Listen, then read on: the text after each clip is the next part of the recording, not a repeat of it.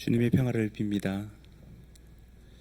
저는 망원동에 있는 새민족교회에서 목회하고 있는 황푸하라고 합니다.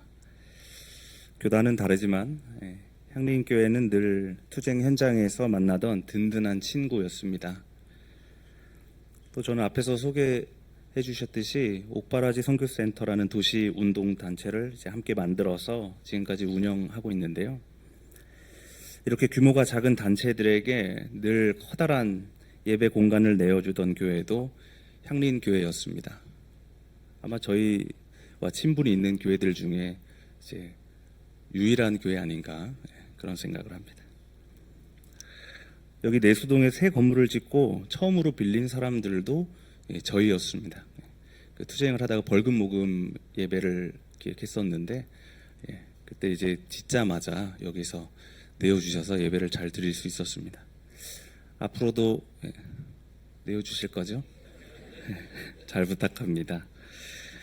또 이렇게 강단에서 뵙게 되니 오늘 참으로 반갑습니다.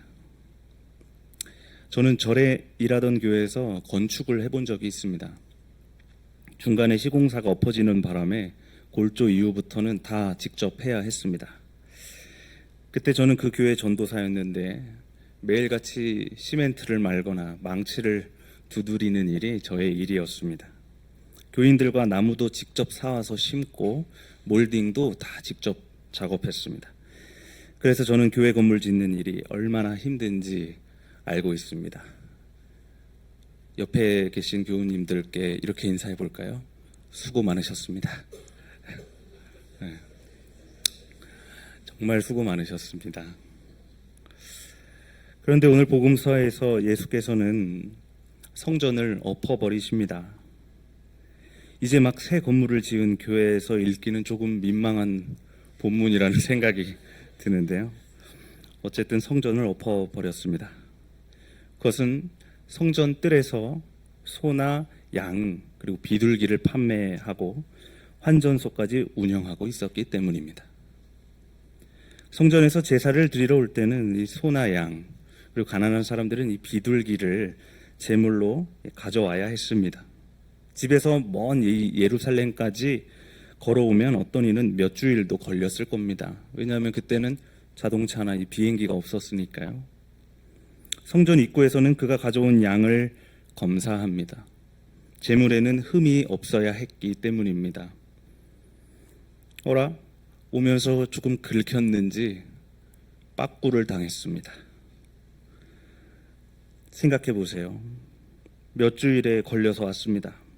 그것도 집에서 키우던 양들 중에서 가장 소중한, 가장 고귀한 양을 가져왔습니다. 그런데 빠꾸를 당했습니다. 다시 집에 다녀올 수는 없습니다. 얼른 근처 시장에 가서 양 한 마리를 사왔습니다. 그런데 그 양도 또 어디가 긁혔다고 트집을 잡습니다. 어떻게 해야 될까 굉장히 난감한 상황입니다. 그때 성전 뜰 안을 보니까 거기서 양을 판매하고 있는 겁니다. 처음부터 그걸 샀으면 이 고생은 안 했잖아요. 그이는 성전 뜰에서 환전도 하고 그것으로 양도 샀습니다. 성전은 그렇게 불이한 이익을 챙겼습니다. 엎을만 하죠. 예수는 채찍으로 그 뜰 안에 있는 양과 소를 모두 성전 밖으로 내쫓았습니다. 환전소는 그 자리에서 엎어버렸습니다. 그리고 말씀하십니다. 우리 하나님의 집을 장사하는 집으로 만들지 말아라. 화가 난 예수는 씩씩댑니다. 이 장면은 아마 복음서에서 예수가 보여준 장면 가운데 가장 과격한 장면이 아닌가 생각이 듭니다. 문제는 그 다음입니다. 수습을 해야 하잖아요. 지금 요한복음 2장이에요. 이제 사역을 막 시작했는데 끝내야 할 판입니다. 화를 이기지 못했는지 처음부터 너무 과격한 행동을 해버렸습니다. 그런데 다행히 사람들도 예수의 행동에 적잖이 놀란 것 같습니다. 누구도 이런 짓을 할 수 있으리라 생각하지 못했던 것 같습니다. 사람들이 묻습니다. 당신이 이런 일을 하다니 무슨 표징을 보여주겠소? 사람들은 예수를 바로 연행하지 않고 표징을 물어봅니다. 혹시 이 사람이 비록 나사렛 출신이지만 하나님께서 보내신 그리스도일지도 모르잖아요. 그래서 혹시나 하는 마음에 증거를 물어본 것입니다. 하지만 지금 예수에게는 하늘에서 가져온 마패 같은 것은 없습니다. 예수께서 말씀하십니다. 성전을 한번 허물어 봐라. 내가 사흘 만에 다시 세우겠다. 사람들이 콧방귀를 낍니다. 이 성전을 짓는 데에 46해나 걸렸는데 당신이 어떻게 이것을 사흘 만에 세웁니까? 예전에 마술사 데이비드 카퍼필드가 자유의 여신상을 없앤 적이 있어요. 보신 분 계신가요? 저는 깜짝 놀랐습니다. 정말 자유의 여신상이 사라졌어요. 예수가 이런 데이비드 카퍼필드도 아니고 어떻게 46년 동안 지은 이 성전을 허물었다가 다시 3일 만에 다시 세웁니까? 사람들은 의심합니다. 그리고 그가 진짜 그리스도일 가능성이 만에 하나라도 있더라도 사람들은 성전을 철거하지는 않을 겁니다. 증거 하나 보려고 성전을 부순다? 이건 리스크가 너무 큰 일입니다. 신대원 시절에 제가 대자보 게시판을 만들어 달라고 학교에 요청한 적이 있습니다. 저희 학교는 대자보 붙이는 게시판이 없었거든요. 그때 학교 직원이 저에게 말했습니다. 대자보 게시판을 만들면 학생 같은 사람이 명성교회 욕을 할 거고 그 명성교회가 학교의 지원금을 끊을 건데 저보고 책임을 질 수 있겠냐는 거예요. 그래서 제가 책임지겠다고 했습니다. 차라리 우리 이 건물을 허물고 운동장에서 텐트 치고 공부해 보자고 말했습니다. 신학교가 결국에 만민이 공부하는 집이지 장사하는 집은 아니잖아요. 하지만 저는 예수처럼 교학철을 엎지는 못했습니다. 졸업은 해야 했기 때문이에요. 아마 예수도 이런 마음이지 않았을까요? 이럴 거면 차라리 성전을 허물고 싶었을지도 모릅니다. 그러나 사람들은 성전을 허물지 않았고 예수는 거기서 표징을 보여주지 못했습니다. 사실 이런 표징, 하늘에서 온 증거라는 것이 존재할 수 있을까 생각해 봅니다. 제가 이 강단에서 아무리 이것이 하늘 뜻이라고 호소하더라도 이것이 진짜라는 증거, 지금 여러분에게 보여줄 표징이 저에게 있느냐는 말이에요. 아쉽게도 그런 것은 없습니다. 신학자들은 각주를 달 뿐이고 예술가들은 표현할 뿐이고 예언가들은 하는 헌법이라고도 할 수 있겠습니다. 그 중에서도 가장 중요한 법은 해방의 하나님 외에 다른 신을 섬기지 말라는 제1계명입니다. 그리고 신에 대하여 어떤 형상도 만들지 말라는 말씀이 그 뒤를 이어서 나옵니다. 하나님 외에는 모든 것이 우상이며 그 우상을 숭배하는 일은 금지한다는 말입니다. 해방의 하나님께서는 모든 이들의 해방 이외에 다른 것들, 그러니까 국가와 민족, 권력과 재력, 그러니까 무한해 보이는 것 같지만 사실은 너무나도 유한한 그런 것들을 섬기지 말라는 말씀입니다. 그러나 사람들은 반대로 그런 것들을 우상으로 만들고 기득권을 형성했습니다. 그런 사람들은 십계명을 받들어 눈에 보이는 신상들을 다 우상이라면서 파괴했습니다. 그렇게 타종교를 혐오하기도 했고 교회 벽에 그린 성화를 지우기도 했으며 심한 경우에는 벽에 걸어둔 십자가를 떼기도 했습니다. 그들은 그렇게 십계명을 지키는 일에만 집착했습니다.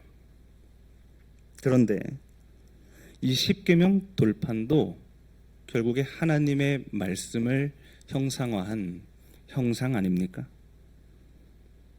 하나님의 말씀을 형상화한 거잖아요. 율법이 정말로 하나님의 말씀이 되거나 우상이 되는 것은 종이 한 장 차이입니다.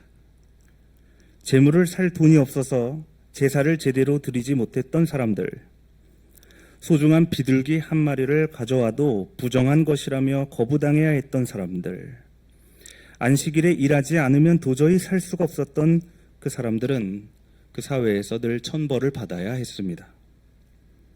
그런데 안식일이 아니어도 모든 날을 쉴 수 있었던 부자들, 성전 뜰에서 큰 손이라고 불리며 환전도 크게 하고 양과 소도 몇 마리씩이나 살 수 있었던 그 부자들은 구원을 몇 개씩이나 얻어냈습니다.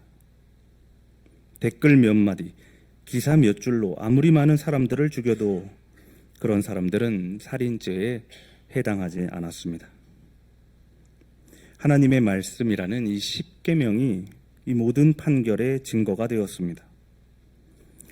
우리는 이런 세상에서 지금 율법이 우상인지 아니면 진정 정의로운 하나님의 말씀인지 생각해 볼 수 있지 않겠어요? 예수는 그 율법이 도리어 우상이 되었다는 사실을 고발하며 오늘 항변한 것으로 보입니다.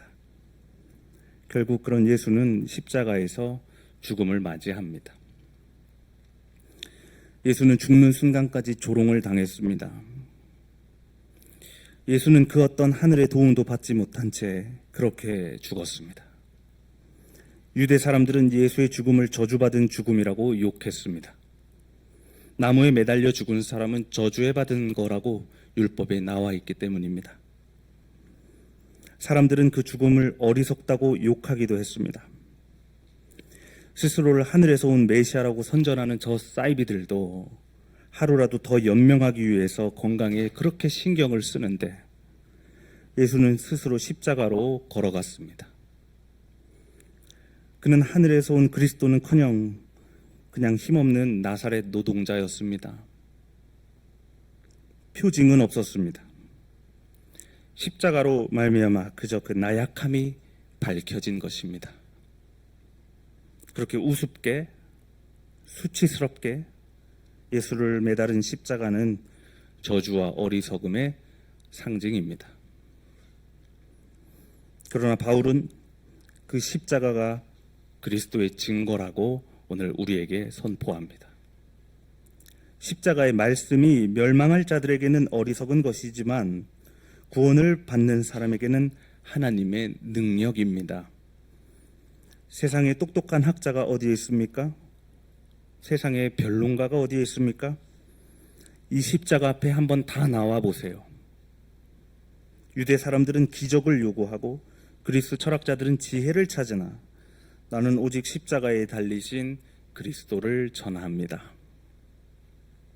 십자가가 유대 사람에게는 거리끼는 것이고 이방 사람에게는 어리석은 일이지만 부르심을 받은 사람에게는 하나님의 능력이요 하나님의 지혜입니다.